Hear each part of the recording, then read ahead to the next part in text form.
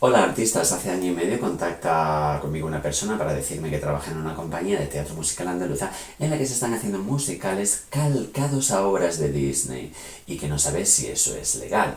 Además, se da la circunstancia de que muchas de estas obras de Disney se habían representado o se estaban representando en ese momento en Madrid. Yo entiendo que no, que eso no es legal, que para hacer musicales de Disney hacen falta permisos de Disney. De todos modos, me pongo en contacto, como miembro que soy de la SGAE, con esta entidad y les pregunto a si esta empresa, es decir, Disney, cede sus derechos a otras empresas, aunque estén haciendo estos musicales en Madrid, que a mí me parecía que no. Y B, si pese a no tener concedidos estos derechos, por poner la palabra tributo delante del título, ya se transformaban en musicales legales, que seguía comprendiendo que no. Pero claro, la prueba me decía lo contrario. ¿Por qué digo esto? Pues porque en una investigación de apenas 2 horas encontré hasta 5 empresas andaluzas que hacían esta práctica y que además estaban de gira por toda España. Se anunciaban en sus propios canales de YouTube, con sus propias páginas web, algo que me pareció increíble, pero cierto. Sin embargo, no obtuve respuesta de SGAE, con lo cual no seguí investigando. Tiempo después, el pasado 11 de octubre de 2023, salta a la prensa una noticia que me llama mucho la atención. Que ha salido una sentencia del Tribunal Supremo, nada menos, que condena a un empresario valenciano por plagio a musicales de Disney. Esto tiene su importancia, y me explico por qué. Pues porque 2 sentencias del Tribunal Supremo crean jurisprudencia. ¿Esto qué quiere decir? Sabemos que el lenguaje jurídico, las normas, se prestan con frecuencia a interpretaciones varias, múltiples y a veces contradictorias. Nada más tenemos que ver la interpretación que hacen algunos del Convenio de Teatro de Madrid, pero bueno, ahí no voy a entrar. Por eso los tribunales están tan colapsados, porque las interpretaciones de las normas son múltiples.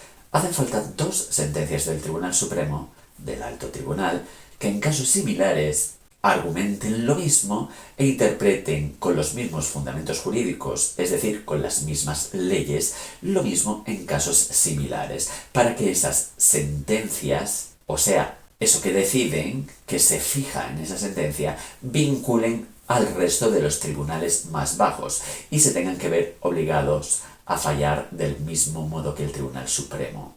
Es decir, para que las sentencias que interpretan a la confusa ley se conviertan también en ley de obligado cumplimiento, de obligada aplicación, es decir, creen jurisprudencia.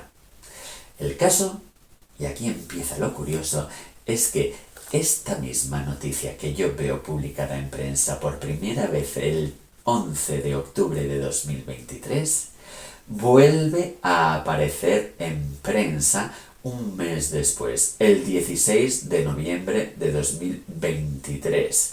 Misma noticia con fotografía distinta explicando exactamente lo mismo, que existe una sentencia del Tribunal Supremo que condena a un empresario valenciano a la multa de 40.000 euros y a 6 años de prisión. Pero como si la sentencia acabara de salir el día anterior, el 15 de noviembre de 2023. Pero no solo eso, es que, como si estuviera dentro de un bucle temporal o fuera la noticia del Día de la Marmota, esta noticia vuelve a aparecer publicada el 2 de enero de 2024 en un periódico regional. Y aquí ya me saltan todas las alarmas. Esta vez la noticia, publicada como he dicho en un periódico regional, no es tan exacta. Ya empieza a decir un poco de la verdad, del contenido de la sentencia que condena a este empresario valenciano. Ya no son 6 años, ya son 5 años y 9 meses y 2 días. Ya no redondea a 6 años como las primeras. Pero claro, ya aquí me pongo a investigar. Esta supuesta sentencia del Tribunal Supremo se está haciendo famosa.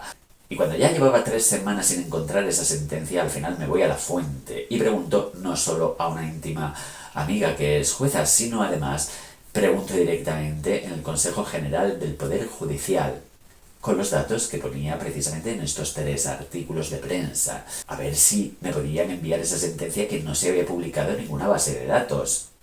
En menos de 24 horas el Consejo General del Poder Judicial se pone en contacto conmigo. Desde aquí les doy las gracias.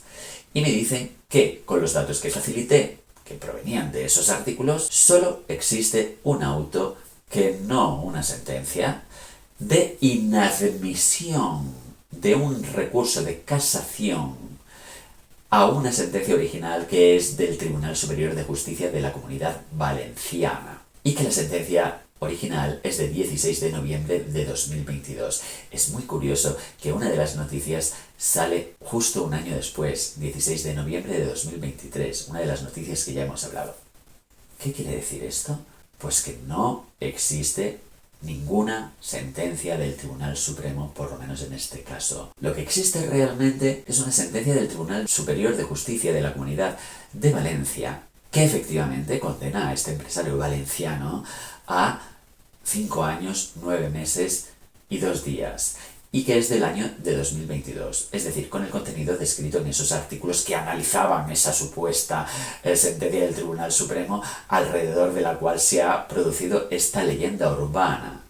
Pues realmente no existe. Esta sentencia del 16 de noviembre de 2022 indica, en primer lugar, que dicho empresario valenciano ha sido condenado a una pena de 5 años, 9 meses y 2 días de prisión, sin el redondeo ese de los 6 años, como hemos dicho antes, del que hablaban los 2 primeros artículos, más 28 meses de multa a razón de 10 euros diarios, más otra serie de penas accesorias, como por ejemplo la prohibición de votar, el llamado sufragio pasivo. En dicha sentencia, que repito, no es ni será nunca del Tribunal Supremo, sino del Tribunal Superior de Justicia de la Comunidad Valenciana, se indica en la tercera página de las 17 que contiene lo que para mí fue la verdadera bomba y un auténtico descubrimiento. Y lo repito textualmente. Por otro lado, Disney Enterprises Inc.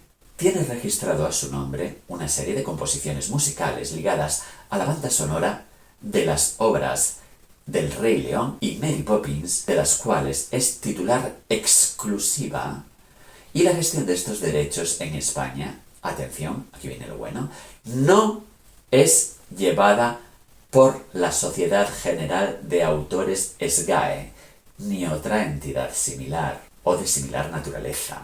Aquí tenemos la posible razón por la que la SGAE ni se molesta en contestarme, porque es que ellos no gestionan los derechos de Disney. El resto del contenido de esos artículos de prensa sí dan fe del contenido de la sentencia, pero repito, no del Tribunal Supremo. Eso fue lo que nos ha confundido a muchos, no es una sentencia del Tribunal Supremo. Y por tanto, si hay otra sentencia ahora mismo del Tribunal Supremo con respecto a un caso parecido, no se habrá creado jurisprudencia porque no será vinculante, porque faltará una más. ¿Interesa que se piense que existe una sentencia del Tribunal Supremo, pero no la hay? Yo que sé, ahí no voy a entrar. Aunque no crea ni creará jurisprudencia, es un claro precedente de que Disney se ha puesto las pilas, al menos una vez. Bueno, pues hasta aquí este tema. Por otro lado, si has llegado al final de este vídeo, os voy a responder a 3 preguntas básicas que me habéis hecho durante estos años sobre propiedad intelectual. Como he dicho, son 3 fundamentalmente. 1. Para hacer una adaptación tanto de la música como de las letras al castellano de una canción o de una producción musical, ¿se necesita permiso? Sí, también tienes que pedir permiso.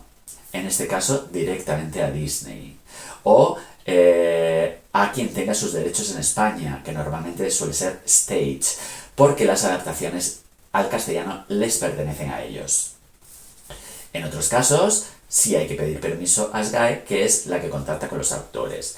Es decir, si haces una adaptación en castellano, por ejemplo, de Lo Mayón de Los Miserables, porque no te guste la versión de Madrid, tienes que pedir permiso. Es más, si haces uso de la adaptación de Madrid, también tienes que pedir permiso. Segunda cuestión. ¿Son legales los covers que se suben tanto a YouTube como a Instagram?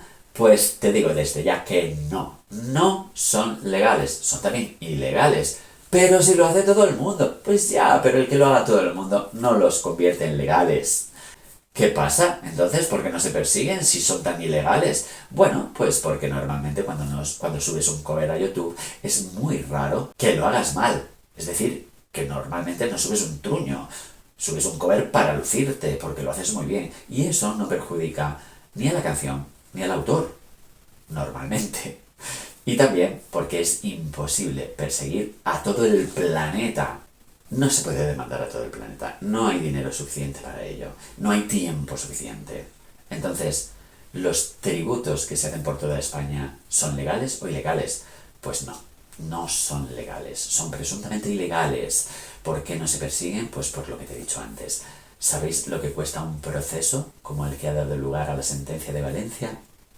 Se habla de hechos que acaecieron en 2014, 2015.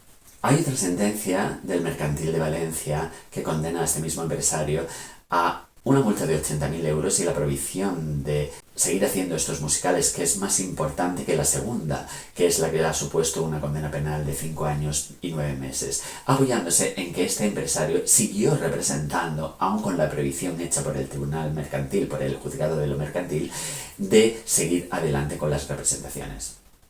Muchas gracias por seguir a Asesoro Actores. Nos vemos en el siguiente vídeo. Y recuerda seguirme en Instagram, que ahí pongo muchísimo contenido de valor.